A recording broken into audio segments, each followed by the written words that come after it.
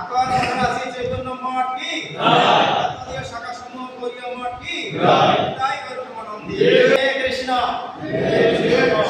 আমাদের দেখছেন এটা হচ্ছে সারস্বত পরিবার।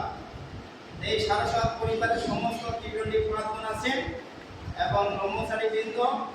আজকে আমরা সুবর্ণ বিহার গৌরীয় মঠ, এই মঠ হচ্ছে ছিল জগৎগুরু ছিল ভক্তি সিদ্ধান্ত সরস্বতী গোস্বামী ঠাকুরেরই প্রতিষ্ঠিত মঠ এবং রূপাদেরই শতকোটি নাম যোগে সেই বিগ্রহকে প্রতিষ্ঠা করেছিলেন।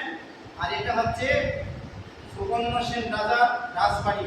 আজকে এখানে আমরা আসতে পেরে সুবর্ণ সেন রাজার মহিমা কীর্তন করে আমাদের জীবনকে ধন্য করতে পেরেছি। হরে কৃষ্ণ হরে কৃষ্ণ হরে কৃষ্ণ হরে কৃষ্ণ কৃষ্ণ কৃষ্ণ কৃষ্ণ হরে হরে হরে রাম হরে রাম হরে রাম হরে রাম রাম রাম রাম রাম